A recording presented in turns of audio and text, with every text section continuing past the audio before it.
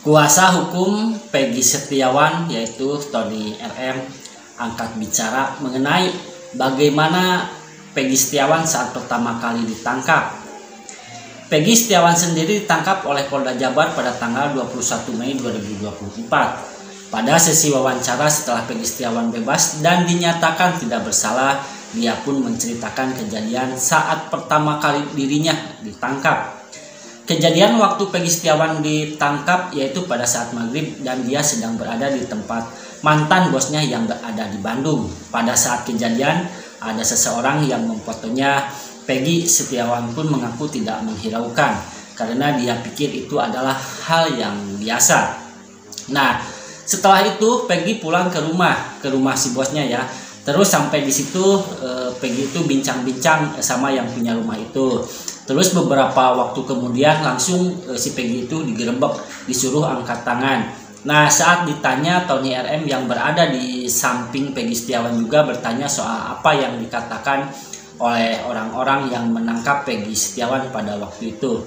Dan Peggy pun menceritakan bahwa orang-orang yang menangkap meminta Peggy untuk angkat tangan dan tidak bergerak. Peggy juga mengatakan bahwa saat dia ditangkap, dia diberitahu bahwa dirinya sudah melakukan pembunuhan terhadap Vina dan Eki. Namun Peggy menjawab, saya tidak pernah melakukan itu dan itu bukan saya, katanya. Terus mereka tetap saja memaksa. Selain itu, Tony RM juga menanyakan kepada Peggy Setiawan apakah saat kejadian penangkapan Peggy sempat dipukul. Peggy Setiawan pun menjelaskan bahwa saat penangkapan dirinya tidak dipukuli sama sekali.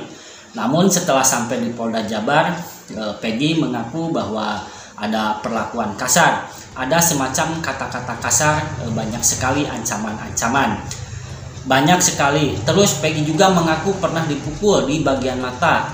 Yang mukulnya menurut pengakuan Peggy adalah salah satu penguasa gedung itu. Namun saat ditanya penguasa gedung itu siapa, Peggy kurang jelas itu menjelaskannya ya. Bahkan cuman Peggy menjawab bukan yang itu, penyidik yang daerah penyidik itu apa yang ibaratnya yang inilah polisi lah. Jadi gak jelas jawabannya.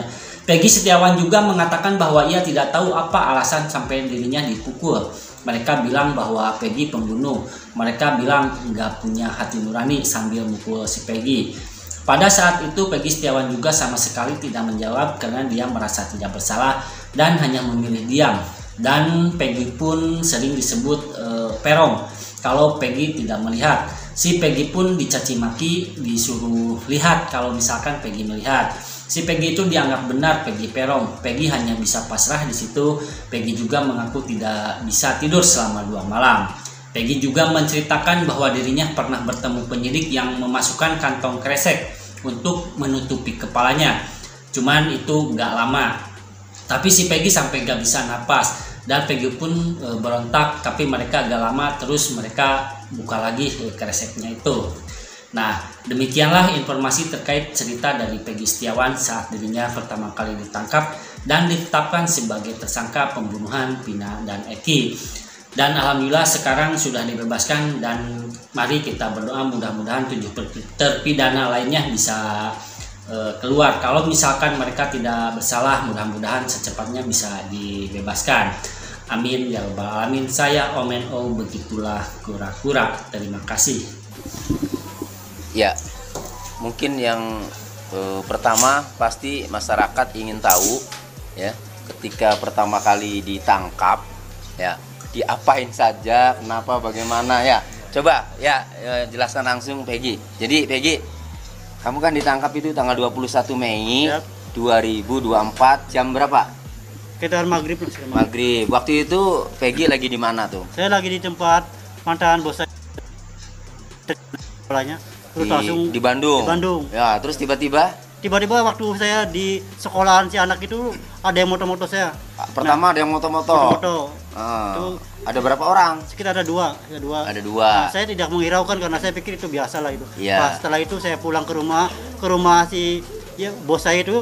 Terus sampai di situ saya bincang-bincang sama yang punya rumah itu. Terus beberapa waktu kemudian langsung gerbek gitu. Suruh angkat tangan ini terus bawa. Gerbek berapa orang? Itu banyak sekali itu banyak. Banyak. Banyak. Apa katanya waktu gerbek tuh ngomongnya? Katanya cuma ngomong Polisi jangan bergerak, angkat tangan gitu aja. Oh, Saya kira langsung.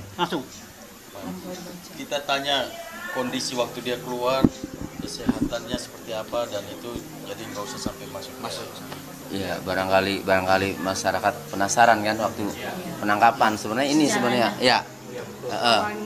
Nah, jadi nanti kan ke sana Bang ya. Nah, nanti terus setelah digerebek ditangkap itu dikasih tahu nggak bahwa kamu melakukan apa, kesalahan apa? Dikasih tahu nggak sama penyidik? Ya itu kurang lebih saya dikasih tahu gitu. Apa katanya?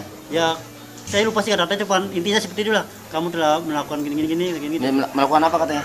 Katanya melakukan pembunuhan gini dan si korban ini katanya, ya saya terus berkata bahwa saya tidak pernah melakukan itu. Pelan-pelan. Ya. Oh, dituduh melakukan pembunuhan siapa? Pembunuhan Eki dan Vina gitu. Gitu, Bina. Ya. Nah, terus kamu jawab. Saya jawab karena saya tidak pernah melakukan itu bukan saya. Terus mereka ya tetap aja ke situ betul itu. Terus tetap ditangkap, Yap. dibawa. Kamu sempat dipukuli atau dianiaya nggak saat penangkapan? Saya penangkapan, alhamdulillah Enggak ya? Ada. Nggak ada ya? Nggak ada. Alhamdulillah. Nah, kemudian sampai di Polda, ya? Polda, siap. Ada perlakuan yang ini nggak, kasar-kasar apa? Ada semacam kata-kata kasar banyak sekali, ancaman-ancaman banyak sekali. Terus ya selain itu saya pernah dipukul bagian mata sini. Mas Anan masih pernah lihat, Ibu Yanti pernah lihat, saya tunjukin. Salah satu yang apa, penguasa gedung itu sepertinya seperti itu. Yang Penguasa, ya. tahanan. Bukan, yang itu yang di penyidik, yang di daerah penyidik itu apa, yang ibaratnya yang penguasa apa, ibaratnya yang inilah polisi lah ibaratnya. Kenapa sampai dipukul waktu itu? Saya kurang tahu itu. Ya, Ya mungkin artinya nanya dulu kah atau langsung mukul gimana? ya mereka bilang ya bahwa saya pembunuh gini. Ya, mereka bilang saya nggak punya hati nurani, yang melakukan saya gitu aja. Oh, nah kamu jawab, kamu nggak melakukan? Saya tidak menjawab karena saya merasa tidak bersalah, saya diam aja. Oh. Saya sering disebut perong kalau saya tidak melihat, saya dicaci maki suruh melihat. Kalau misalkan saya melihat, saya dianggap kamu memang perong gitu. Saya hanya bisa pasrah. Di situ saya tidak bisa tidur selama 2 malam, hampir 2 malam setelah saya jatuh, ya seperti itu. Ya kan sebelumnya kemudian di Ibu Yanti sama Adnan datang Ya, kan ya, ya. Pak Adnan. Nah, artinya sebelumnya itu ya memang ada perlakuan-perlakuan. Ada. Ya, Termasuk pemukulan tersebut. ya, tapi setelah Ibu Yanti dan Pak Adnan datang ya menjadi mendampingi Yap. ya, kemudian nggak ada lagi.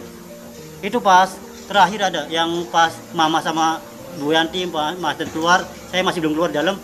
Ada itu sempat dari penyidik itu yang masukin saya kresek ke muka saya hampir, cuman nggak lama, cuman itu kan saya nggak bisa napas tuh, saya bisa berontak, tapi ya mereka nggak lama, terus mereka buka lagi tuh. Terus mereka buka lagi. Iya. Tapi hanya masukin Iya. plastik kresek aja. Iya. Nggak, artinya nggak melakukan kekerasan, pukul apa enggak. Oke, sampai terakhir keluar enggak. Enggak, alhamdulillah aman. Oke, nah terus yang selama di dalam itu sama tahanan kasus apa aja? Itu campur, ada kadang narkoba, krimsus, campur krimum, kebanyakan krimum saya ditempatkan di beda-beda blok. Kadang-kadang saya pertama di blok B3, alhamdulillah ketemu sama orang-orang baik.